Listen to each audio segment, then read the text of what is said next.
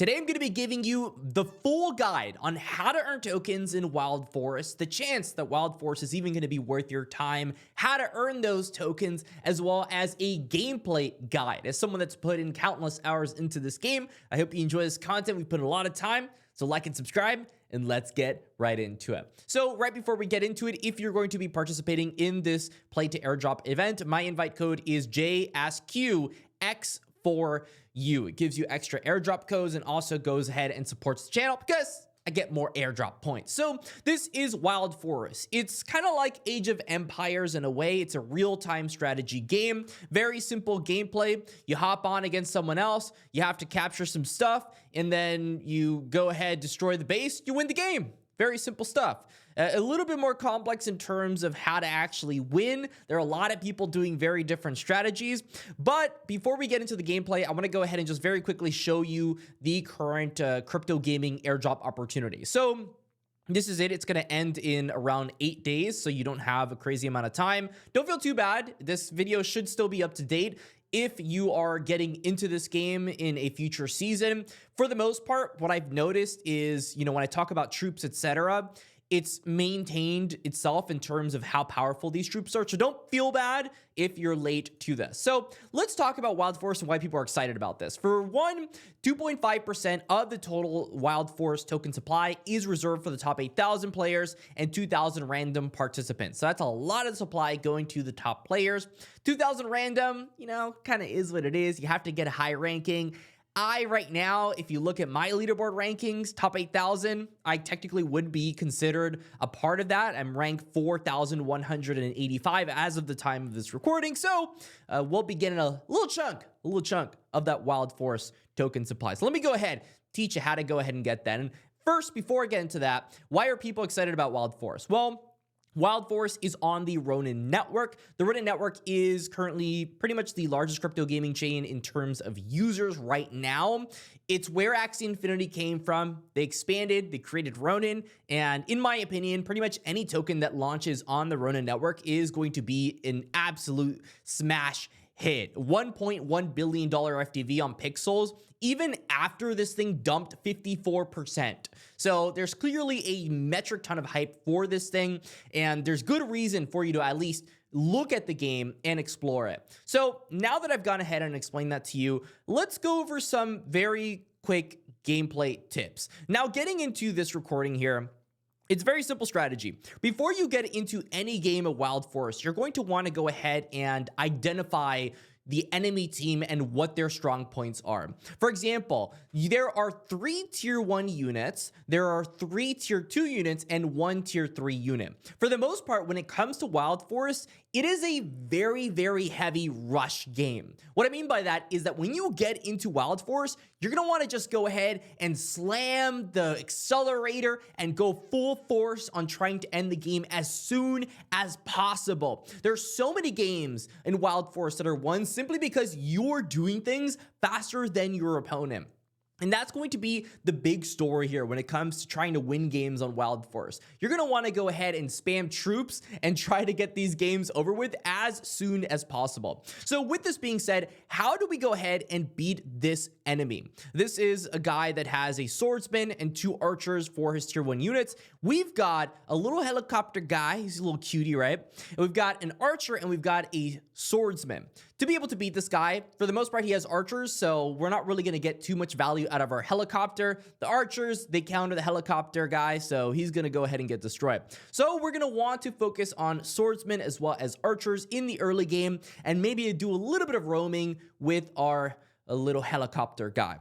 We're also going to want to accelerate because we have a much stronger land composition against them. And so just getting into the game, that's what I'm personally thinking about when I'm trying to beat him. When I get into the actual game, I immediately, this is the first thing I do every single game, I build a barracks. If you are very, very far away, then you can get away with building a barracks and a mine. If they're, you're spawning in with 2, there's several maps that give you that opportunity.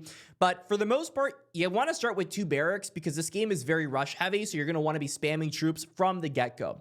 I'm going to be going ahead and going to the right because the likelihood is, this is human psychology, by the way, most of the time they will be going to the right. I don't know why humans do this, but we do it. So I like to go to the right. The likelihood of him going to the right is pretty high. We're going to want to concentrate all of our troops to one side because we're going to want to have a decisive victory on this side. So I build my barracks, I'm building my troops, I'm trying to get as much pressure. I see that he goes ahead and sends the troop over to the other side, which means that I for certain will win this side. But I can't, waste all of my money. I want to make sure I build a mine because I know for sure I'm going to win this. He went ahead, wasted his troop. He's going to have his tier 2 building coming in, which this is very standard. But for the most part, we're going to be rushing in before he even gets the opportunity to adjust. We get the quick trade in. We officially won this side of the map. He builds an archer, which is perfect for me. We build another swordsman because swordsmen counter archers.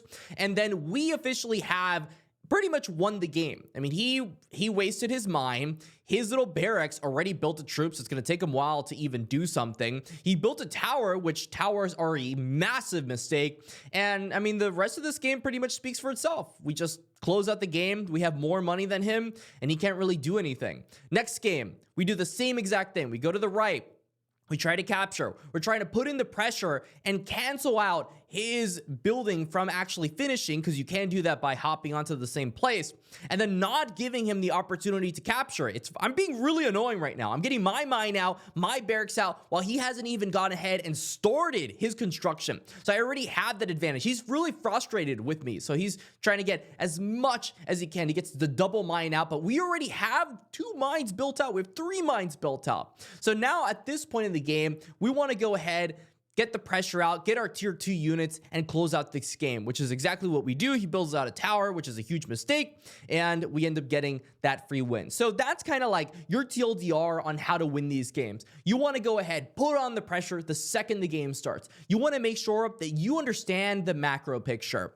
This is very simple terminology in Age of Empires. You want to make sure that you're making more money than him, that you're more aggressive than him, and you're putting on the pressure. The number one way to win more games and to win games against people that are just better than you is by putting on the pressure. If you don't put on the pressure, they're going to feel comfortable in their own lane and you're going to lose more games. But as long as you're constantly putting on pressure on these people, then the likelihood of them winning significantly decreases. If you get really good at rushing people, you're going to win more games because you're going to outplay more people. So that's the TLDR guide for how to actually win on Wild Forest. Now, let me go ahead and show you the unit tier list for the actual people you should be using within Wild Forest. There's a lot of troops right now. If you didn't know, Wild Forest units actually have the most volume on the entire Ronin network.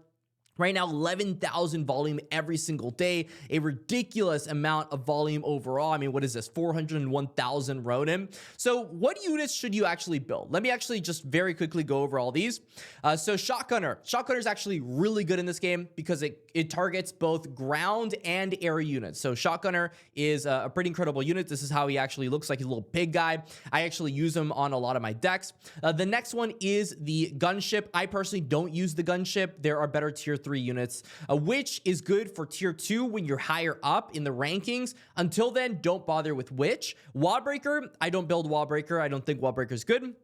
Double Toads does have its place, but for the most part, when you're starting the game, don't worry about it. The tank, in my opinion, is the best tier 3 unit in the entire game right now. It's versatile. It shoots even when it moves. It's really annoying to play against and wins me a lot of games. The Thundercaster is a very solid unit that you could use, definitely an A tier. Pegcopter is also an S tier unit right now. Incredible AoE damage, incredible utility. It's also air, so it counters a lot of those ground units. Paladin, it's pretty mid. I'd give it like a B tier. Crossbowman, also pretty mid, give it like a B tier. Pyromancer, very good unit. This is the flaming cat in the game, I think. I think they call it Pyromancer.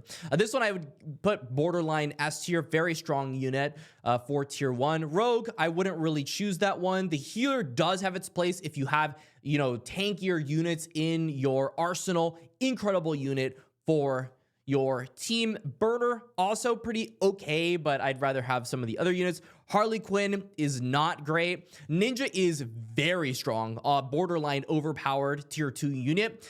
It goes ahead and teleports to wherever you click on it.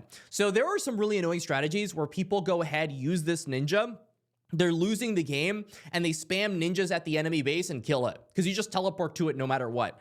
It is really annoying. I hate it, but it is a strategy that people use to win more games, so I would put this as a staple on anyone's team composition.